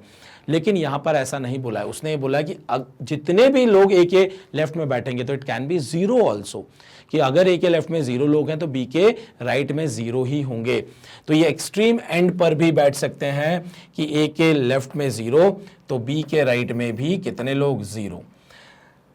अगेन अगर मैं इनको इंटरचेंज कर दूं, ध्यान से देखिए, तो ये क्या हो जाएगा, अगर मैंने बी को यहां बैठा दिया तो बी के राइट में कितने लोग, 1 2 3 लोग, मतलब एक्स की वैल्यू 3, और ए के लेफ्ट में कितने लोग, ए के लेफ्ट में आपके 3 लोग बैठे हुए हैं, तो ये पोजीशन भी पॉसिबल है। सो ध्यान से देखिए, अगर आप ध्यान यहां पर देखें तो ए और बी जहां भी बैठे थे उनकी प्लेसेस देखिए आपस में इंटरचेंज हुई है। ये 2 केसेस में देखिए इंटरचेंज हुई है, इन 2 केसेस में भी इंटरचेंज हुई है। तो यहां पर जितने भी केसेस बनेंगे, अगर आपने एक कोई केस देखा, अगर आपने ये केस ढूंढा तो अगला केस आप तुरंत इनकी प्लेसेस को चेंज करके बना सकते हैं। आपने जब ये केस ढूंढा तो आप तुरंत इनकी प्लेसेस को चेंज करके बना सकते हैं। और यहां पर ध्यान से देखिए कि ए के लेफ्ट में जितने लोग बैठे हैं बी के राइट में उतने लोग बैठे हैं। जब 2 लोगों के, डिफरेंट लोगों के बारे में बात होती है तो इतने पॉसिबल केसेस यहां पर होते हैं। लेकिन इसके पहले वाला स्टेटमेंट हमने क्या देखा था कि ए के लेफ्ट में जितने लोग बैठे हैं बी के राइट, ए के लेफ्ट में जितने लोग बैठे हैं ए के राइट में भी उतने ही लोग बैठे हैं, तो हमने सीधा सीधा ए को मिडिल पोजीशन पर बैठा दिया था। तो उस टाइप का केस वहां पर जो है आपको एक सिंगल केस देता था जब भी ऐसी इंफॉर्मेशन गिवन होती थी। बट जब 2 लोगों के बारे में बात हो रही है तो देखिए बहुत सारी केसेस पॉसिबल है। और यहां पर चाहे, ध्यान से देखिए, चाहे इवन नंबर ऑफ प्लेसेस हो चाहे ऑड नंबर ऑफ प्लेसेस हो, आपको जो है यहां पर डिफरेंट जो है अरेंजमेंट देखने को मिल जाएंगे। So you can take the screenshot. बहुत इंपॉर्टेंट है ये हमारा 9th वाला और 10th वाला जो मैंने स्टेटमेंट आप लोगों को बताया है। तो चलते हैं अब हम नेक्स्ट पर। नेक्स्ट पार्ट हमारा जो है वो क्या है, हम इसके एग्जाम्पल्स देखेंगे कि जो हमने अभी तक रो अरेंजमेंट देखा है, इस रो अरेंजमेंट में जो है हम किस टाइप से अरेंज करेंगे अगर हमें जब बेसिक इंफॉर्मेशन गिवन होती है। और यहां पर जो मैंने एग्जांपल लिए हैं वो एग्जांपल कुछ ऐसे हैं कि हम यहां पर नंबर ऑफ केसेस बनाने की कोशिश करेंगे, क्या क्या केसेस पॉसिबल हो सकते हैं, ताकि हमारा ब्रेन जो है थोड़ा सा ओपन हो कि क्या क्या पॉसिबिलिटीज अरेंजमेंट में हो सकती है। सो ये पहला एग्जाम्पल हमें क्या बताता है कि there are 4 students, they are standing in a row, मतलब यहां पर हमारे हॉरिजॉन्टल अरेंजमेंट के बारे में बात हो रही है। और फिर क्या बोला गया है, that A and B are always together. तो मैं एज्यूम कर लेता हूं कि ए बी सी डी 4 लोग हैं, जिसमें से बोला जा रहा है कि ए और बी जो हैं ये हमेशा साथ में बैठने वाले हैं, ये कभी भी अलग अलग नहीं बैठेंगे। मतलब अगर मैं बोलता हूं कि ए और बी जो है वो हमेशा नेबर रहेंगे, ए बी के लेफ्ट में भी हो सकता है और ए बी के राइट में भी हो सकता है, क्योंकि यहां पर साथ में बैठाने की बात की है, लेफ्ट में बैठना या राइट में बैठना ये क्लियर इंफॉर्मेशन नहीं है। Then draw a diagram and state all the possible cases. क्या क्या पॉसिबल केसेस हो सकते हैं हमें ये यहां पर ड्रॉ करना है। सो सबसे पहला केस, ध्यान से देखिए, कितने लोग हैं, 4 लोग हैं। तो सबसे पहला काम 4 ऐसी प्लेसेस बना दीजिए। ए और बी के बारे में बात हो रही है, तो सबसे पहले मैंने ए को यहां बैठा दिया, बी को यहां बैठा दिया। सी और डी जो है वो कहां बैठ सकते हैं, सी यहां पर, डी यहां पर, डी यहां पर, सी यहां पर, मतलब कुछ भी यहां पर पॉसिबल हो सकता है। सो मैं यहां पर क्या कर सकता हूं कि मैं बोल दूं कि C oblique D and D oblique C. Second case मैंने क्या बोला कि अगर मैं ए और बी को साथ में रखना चाहता हूं तो मैं बी को इस तरफ और ए को इस तरफ बैठा सकता हूं। अगेन अगर आप ध्यान से देखें तो सी ऑब्लिक डी और डी ऑब्लिक सी। तो मुझे ये दिख रहा है कि सी और डी जो है वो बची हुई जगह पर ही आने वाले हैं और ऑब्लिक के साथ ही आने वाले हैं, क्योंकि उनकी भी प्लेस मुझे पता नहीं है। तो अभी मैं सिर्फ ए और बी को अरेंज करने की कोशिश करता हूं ताकि मुझे यहाँ पर पॉसिबल केसेस क्या क्या मिलने हैं थोड़ा सा मेरा दिमाग लग जाए और मुझे समझ में आए। फिर मैं ए को अगर यहाँ बैठाता हूँ तो मैं बी को यहाँ बैठा सकता हूँ। फिर मैंने नेक्स्ट केस क्या देखा कि मैं बी को अगर यहाँ बैठा दूंगा तो ए को यहाँ बैठा दूंगा। This is my 4th case. 5th case क्या दिखता है हमको यहाँ पर कि अगर मैंने ए को यहाँ बैठाया तो बी यहाँ बैठ जाएगा, और फिर मैंने अगर बोला कि अगर मैंने बी को यहाँ बैठाया तो ए यहाँ बैठ जाएगा। ये पॉसिबल मेरे केसेस हो गए हैं टोटल, और इसके अलावा कोई भी ऐसा केस पॉसिबल नहीं होगा ए और बी के अकॉर्डिंगली। बाकी सी और डी अगर हम देखें तो अगर मैं सी को यहाँ बैठाता हूँ, डी को यहाँ बैठाता हूँ तो एक केस, फिर मैं बोलता हूँ कि डी अगर यहाँ बैठेगा तो सी यहाँ बैठेगा, तो इसके भी 2 केस बनेंगे, इसके भी 2 केस बनेंगे, इसके भी 2 केस एंड सो ऑन। तो केसेस तो बहुत सारे बनने वाले हैं अगर हमारे पास सिंपली इतनी सी इंफॉर्मेशन गिवन हो तब। लेकिन आपने क्या देखा कि मैंने हमेशा ए और बी को एक साथ रखा था। जब भी ऐसी इंफॉर्मेशन गिवन होगी हम अलग से साइड में ऐसे स्मॉल अरेंजमेंट बना देते हैं कि भाई ए और बी को साथ में रहना है। जब फाइनल अरेंजमेंट में इसको हमें मर्ज करना होता है तो हम इसी तरीके से मर्ज करते हैं कि हमेशा ए और बी जो है आपस में पड़ोसी रहें, ताकि कॉन्ट्राडिक्शन ना हो। जो हमें इंफॉर्मेशन या स्टेटमेंट में गिवन है वही चीज यहां पर ट्रू बनी रहे। इस एग्जाम्पल के अकॉर्डिंगली मैंने आप लोग को यहां पर अरेंजमेंट करना बता दिया है कि ए और बी अगर साथ में रहेंगे तो लेफ्ट और राइट कोई सी भी पोजीशन हो सकती है। तो चलिए अब हम देखते हैं हमारा नेक्स्ट एग्जाम्पल। उस नेक्स्ट एग्जाम्पल में ध्यान से देखिए यहां पर क्या दिया हुआ है। अगेन आपके पास 4 पर्संस हैं A B C D, they are arranged in a row, horizontal की बात हो रही है, such that A and B are always together. A और बी को हमें हमेशा साथ में ही रखना है, while C and D are never together। ये एक एक्स्ट्रा इंफॉर्मेशन मिल गई। अगर मुझे स्मॉल अरेंजमेंट बनानी तो मैं क्या बोलूंगा कि A और B जो है वो पड़ोसी रहने वाले हैं, A और B पड़ोसी रहने वाले हैं, और C और D जो है वो पड़ोसी नहीं रहेंगे। ये हमें एक बोल दिया गया है। C और D कभी भी नेबर नहीं रहेंगे, एक प्लेस बीच में उन दोनों के छूटनी ही चाहिए। तो देखिए क्या क्या पॉसिबल केसेस बनेंगे। सबसे पहला केस हम ट्राई करते हैं। अगर हमारे पास 4 प्लेसेस हैं, मैंने अगर ए को यहाँ और बी को यहाँ बैठा दिया तो ध्यान से देखिए सी ऑब्लिक डी या डी ऑब्लिक सी यहीं बैठने वाले हैं, और जब यहीं बैठने वाले हैं तो ये दोनों पड़ोसी हो गए। पड़ोसी हो गए इसका मतलब मुझे यहाँ पर क्या समझ में आता है कि कोई भी 2 प्लेसेस मैं एक साथ नहीं छोड़ सकता, मुझे ए और बी के लेफ्ट या राइट में ही कोई जगह छोड़नी पड़ेगी। So this case is not possible, this case is not possible। So मैं पहला केस क्या बनाने वाला हूं, पहला केस मैं बनाऊंगा कि मैं A को यहां पर और B को यहां भी बैठा देता हूं, तो ये बन गया मेरा C ऑब्लिक D और ये मेरा हो गया D oblique C। Second case मैं क्या बोलता हूं कि सेकेंड केस को मैं यहीं पर ले लेता हूं, या मैं लिख देता हूं कि B को अगर मैंने यहां बैठा दिया, A को यहां बैठा दिया तो C ऑब्लिक D और ये आपका हो जाएगा D oblique C। Third case ध्यान से देखिए कि अगर मैं यहां पर 1 2 3 4 4 केसेस बनाता हूं और अगर मैंने बी और ए को इधर शिफ्ट कर दिया, अगेन ये 2 प्लेसेस साथ में हो जाएगी। Again this case is not possible.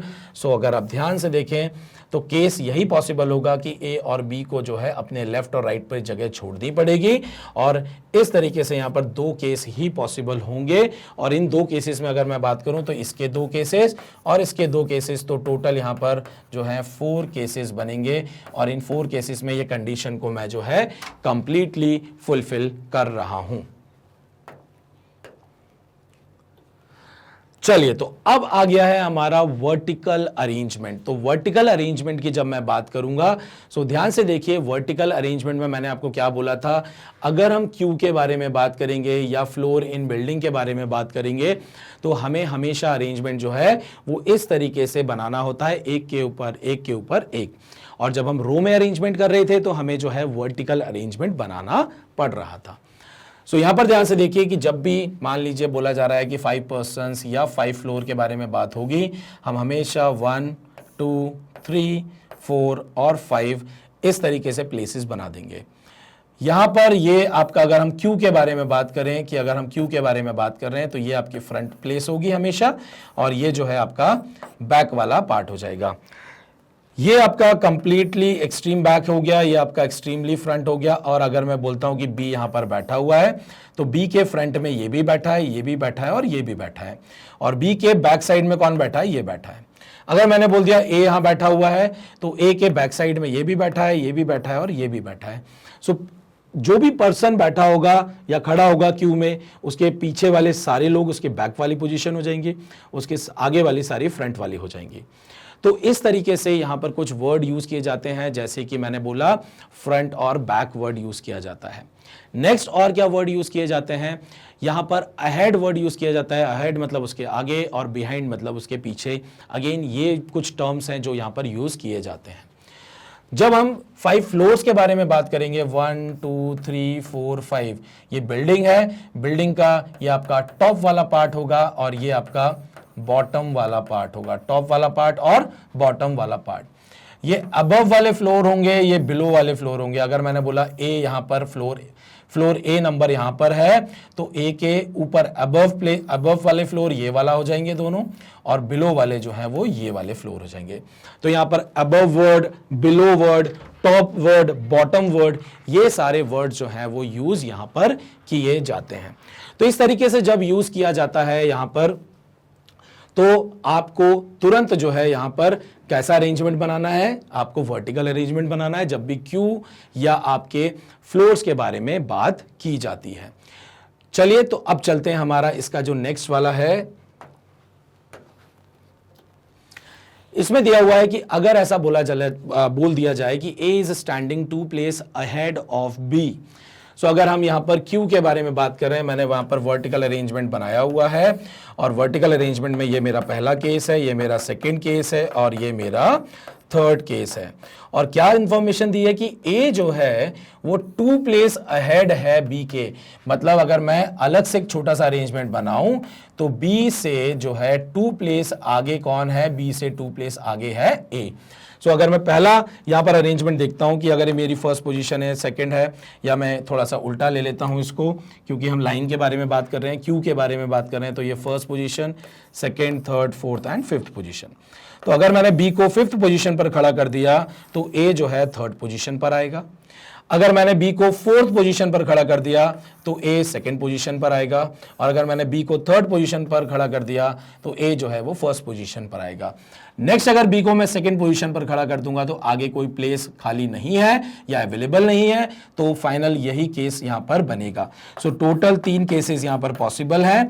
जैसे हम रो अरेंजमेंट में जो है लेफ्ट या राइट वर्ड यूज करते थे, तो अब हम यहां पर अहेड या बिहाइंड वर्ड यूज करेंगे, या फ्रंट या बैक वर्ड यूज करेंगे, और इन इंफॉर्मेशन के अकॉर्डिंगली जो है हम बहुत ही आसानी से जो है अरेंजमेंट बना लेते हैं। जैसे हम लोगों ने रो अरेंजमेंट में क्या देखा था कि 2 प्लेस जो है, ए के 2 लोग आगे खड़े हुए हैं, 2 लोग पीछे खड़े हुए हैं। अगर ऐसा इंफॉर्मेशन है तो अगेन ए मिडिल पे बैठा होगा। मतलब जैसा हम लोगों ने रो अरेंजमेंट में देखा था, सेम वैसा ही अरेंजमेंट यहां पर पॉसिबल होता है। बहुत ज्यादा कोई डिफरेंस नहीं होता है, बस लेफ्ट और राइट की जगह हम टॉप यहां पर जो है अहेड वर्ड, या आपका बिहाइंड वर्ड, या आपका टॉप या आपका बिलो, इस तरीके से यहां पर यूज करते हैं।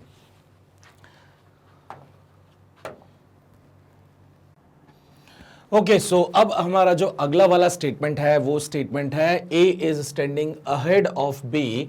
मतलब ए जो है वो बी के आगे खड़ा हुआ है। हु इज मतलब बी के बारे में बात होगी। Who is standing at last place, मतलब बी जो है वो कहां पर है, बी जो है वो लास्ट प्लेस पर खड़ा हुआ है।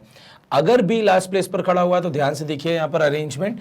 अगर मेरे पास 1 2 3 4 5, अगर 5 लोग हैं, 5 प्लेसेस है मेरे पास, सो मैंने बी को जो है लास्ट प्लेस पर प्लेस कर दिया है। और क्योंकि बी जो है वो रेफरेंस है ए के लिए, सो बी की प्लेसिंग सबसे पहले जरूरी है, तो मैंने बी को यहां पर प्लेस कर दिया। अब बी को जब मैंने प्लेस किया तो यहां पर क्या लिखा हुआ है कि A is standing ahead of B, मतलब वो बी के आगे खड़ा हुआ है। तो बी के आगे देखिए कौन सी प्लेसेस है, ये जो चारों प्लेसेस हैं ये बी के आगे है। और अगर ये चारों प्लेसेस जो हैं वो बी के आगे है, दैट मीन्स यहां पर ए कहीं पे भी आ सकता है। ए के लिए कोई भी फिक्स प्लेस नहीं है। अगर सिंपली बोला गया है कि A is standing ahead of B, मतलब वो बी के आगे कहीं भी खड़ा हो सकता है। सेम चीज अहेड वर्ड की जगह जो है बिहाइंड वर्ड आ सकता है। अगर बिहाइंड वर्ड होता तो उसके पीछे अगर कोई सीट्स होती तो वहां पर वो कहीं पर भी बैठ सकता था। सो इस तरीके से अगर क्लियर इंफॉर्मेशन नहीं है कि 2 प्लेस अहेड या 3 प्लेस अहेड, तो हमें यहां पर सारी पॉसिबिलिटीज लेनी पड़ेंगी कि वो ए कहीं पर भी बैठ सकता है। सो यहां पर जो है आपका ये वाला स्टेटमेंट कवर अप होता है। अब हम चलते हैं एक एग्जाम्पल पर ताकि हमें समझ में आ जाए कि कैसे हम वर्टिकल अरेंजमेंट या क्यू वाले जो अरेंजमेंट्स होते हैं उनको हम अरेंज करते हैं। तो यहां पर मैंने एक क्वेश्चन पिक किया हुआ है और इस क्वेश्चन में ध्यान से देखिए क्या दिया हुआ है कि 6 पर्सन्स A to F। सो जैसे ही मुझे क्या दिखा कि देयर आर 6 पर्सन्स, सो जैसे ही 6 पर्सन्स है तो पहला काम क्या होगा, 1 2 3 4 5 और 6 स्पेसेस बना देनी है। अब मैंने वर्टिकली क्यों बनाई है, क्योंकि यहां पर लिखा हुआ है कि A to F stand in a Q. अगर ये रो में होता तो मैं हॉरिजॉन्टल प्लेसिंग करता, लेकिन अगर यहां पर क्यू लिखा हुआ है या बिल्डिंग के फ्लोर्स लिखे हुए हैं, दैट मीन्स यहां पर वर्टिकल अरेंजमेंट की हम बात कर रहे हैं, but not necessary in the same order. इसका मतलब ये हुआ, ऐसा नहीं है कि ABCDEF डायरेक्टली हम लिख देंगे, ऐसा डायरेक्टली नहीं लिखना है। अब इंफॉर्मेशन हमें क्या क्या गिवन है, इंफॉर्मेशन है सबसे पहली कि exactly 2 persons stand ahead of D। So exactly बोला है मतलब बिल्कुल फिक्स नंबर है, और क्या फिक्स नंबर है कि there are 2 persons who stand ahead of D के आगे 2 लोग जो हैं वो खड़े होंगे। सो मैं अलग से बनाऊंगा, ध्यान से देखिए कि अगर मैंने बना दिया कि D यहां पर है और D के आगे अगर 2 लोग खड़े होंगे, ये पहला पर्सन और ये रहा दूसरा पर्सन। सो दैट मीन्स अगर D के आगे 2 ही लोग खड़े होंगे, सो D अगर मैं यहां प्लेस कर देता हूं तो इसके आगे कितने लोग हो जाएंगे, 5 लोग। अगर यहां प्लेस कर दूंगा तो उसके आगे हो जाएंगे 4 लोग। दैट मीन्स मुझे D को यहां प्लेस करना ही पड़ेगा, तभी उसके आगे कितने लोग हैं, उसके आगे 2 लोग हैं। इन सभी का फेस जो है वो इस डायरेक्शन में है, तभी जो Q है वो लाइन जो है D के आगे 2 लोग यहां पर खड़े हुए हैं। नेक्स्ट दिया हुआ है ahead of D and exactly 2 behind C। और एक और इंफॉर्मेशन क्या दी हुई है कि exactly there are 2 persons behind C। C के पीछे exactly 2 लोग हैं, C के पीछे exactly 2 लोग हैं। इसका मतलब C जो है वो फिक्स है कि उसको यहीं पर आना पड़ेगा, तभी उसके पीछे 2 लोग रहेंगे। अगर हम कहीं और इसको प्लेस कर देंगे तो ये एग्जैक्टली 2 प्लेस जो है 2 पर्सन्स उसके बिहाइंड है, ये हमें यहाँ पर मतलब हम यहाँ पर करेक्ट नहीं कर पाएंगे, फिर वो कुछ गड़बड़ हो जाएगा, क्योंकि इस कंडीशन के अलावा कोई और कंडीशन पॉसिबल ही नहीं है जहां पर C के पीछे 2 लोग ही बैठे। तो ये हो गई हमारी पहली कंडीशन, इंफॉर्मेशन गिवन थी, हमने उससे जो है यहां पर अरेंजमेंट किया, D और C को बैठा दिया। नेक्स्ट दिया हुआ है 2 person stand in between A and E। तो यहां पर क्या बोला जा रहा है, ध्यान से देखिए कि A और E जो है उन दोनों के बीच में 2 लोग बैठे हुए हैं, दोनों के बीच में 2 लोग बैठे हुए हैं। लेकिन यहां पर यह चीज अभी क्लियर नहीं है कि A आगे होगा या A पीछे होगा। तो मैं यहां पर क्या कर सकता हूं, मैं लिख दूंगा कि यहां A/E आ सकता है और यहां पर E/A आ सकता है। मतलब A आगे हो सकता है या A पीछे भी हो सकता है, लेकिन दोनों के बीच में 2 प्लेसेस हैं, ये यहां पर हमें इंफॉर्मेशन गिवन है। 2 person stand in between A and E। मतलब अगर मैंने यहां पर A/E को बैठा दिया तो यहां पर E/A आ जाएगा। क्या यहां पर A/E बैठ सकता है? अगर मैंने A/E को यहां बैठाया, बीच में 2 जगह छोड़ी, तो यहां पर आना चाहिए A/E को, लेकिन C पहले से बैठा हुआ है। दैट मीन्स A और E जो है वो यहां पर नहीं बैठने वाले हैं। फिर हमने क्या देखा कि यहां पर बैठ सकते हैं, क्योंकि 2 प्लेसेस छोड़ के यहां आ सकता है। यहां बैठ ही नहीं सकता है क्योंकि पहले से D बैठा है, यहां पहले से C बैठा है तो नहीं बैठ सकता है। यहां पर बिल्कुल बैठ सकता है क्योंकि एक पेयर हमको ये दिख रहा है। अगर मैंने A और E को यहां पे बैठा दिया तो 2 प्लेसेस छोड़ के यहां पर D पहले से ही बैठा हुआ है, तो A और E जो है इस अरेंजमेंट को हम यहां पर अरेंज नहीं कर पाएंगे। दैट मीन्स A/E जो है वो यहां पर नहीं बैठेगा। दैट मीन्स एक चीज क्लियर हो गई है कि A/E के लिए एक ही कंडीशन है कि वो यहां पर ही बैठेगा, या तो A ऊपर या तो A नीचे, डिपेंड करेगा कंडीशन पर, और उसी के अकॉर्डिंगली हम E को भी अरेंज कर देंगे। नेक्स्ट ध्यान से देखिए क्या दिया हुआ है, A stands exactly in between C and F। A जो है वो C और F के बिल्कुल बीच में बैठा हुआ है। ध्यान से देखिए, अगर ये C है और अगर मैंने A को यहां प्लेस कर दिया तो C और F के बीच में A को बैठना है और बिल्कुल बीच में बैठना है, एग्जैक्टली बिटवीन बोला है। तो अगर मैंने F को यहां प्लेस कर दिया तो F और A के बीच में एक भी जगह खाली नहीं है, लेकिन C और A के बीच में एक जगह खाली है, तो एग्जैक्टली बिटवीन पॉसिबल नहीं है। लेकिन अगर मैंने बोला कि मैंने सी को यहां बैठाया और ए को यहां बैठा दिया और एफ को यहां बैठा दिया, तो ये सी और एफ के एग्जैक्टली बिटवीन हो जाएगा। और जब ये एग्जैक्टली बिटवीन हो जाएगा दैट मीन्स मैं एफ को यहीं पर बैठाऊंगा, ये सी और एफ के बीच में ए जो है वो एग्जैक्टली हो गया। और अगर ये एग्जैक्टली हो गया तो मैं यहां से ई को हटा दूंगा, तो ई कहां पे बैठेगा, ई यहां पर बैठेगा। सो ई हो गया आपकी सेकंड पोजीशन पर, ए यहां पर हो गया, बचा कौन, रिमेनिंग के लिए एक ही जगह बची हुई है, तो मैंने बी को यहां पर बैठा दिया।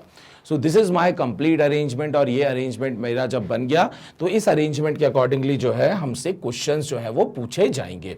क्वेश्चन ध्यान से देखिए, क्वेश्चन यहां पर क्या दिया हुआ है, who stands ahead of D but behind B. तो क्या पूछा जा रहा है कि भाई डी के आगे कौन खड़ा हुआ है, ठीक है, वो आगे बिल्कुल इमीडिएट अहेड नहीं पूछा है, आगे कोई भी हो सकता है, और लेकिन ये जो पर्सन है ये बी के पीछे होना चाहिए, ये पर्सन बी के पीछे होना चाहिए। हमने देखा डी के आगे ई और बी बैठे हुए हैं और बी के पीछे ई बैठा हुआ है, मतलब हम बात कर रहे हैं इस पर्सन की कि ये डी के आगे बैठा हुआ है और बी के पीछे बैठा हुआ है। सो मेरा आंसर यहां पर क्या हो जाएगा, मेरा आंसर हो जाएगा यहां पर ऑप्शन सी, दैट इज ई। ई जो पर्सन है वो कहां पर बैठा हुआ है, वो डी के आगे और बी के पीछे बैठा हुआ है। नेक्स्ट क्वेश्चन क्या है, how many person stand behind B. B के पीछे कितने लोग बैठे हुए हैं या खड़े हुए हैं।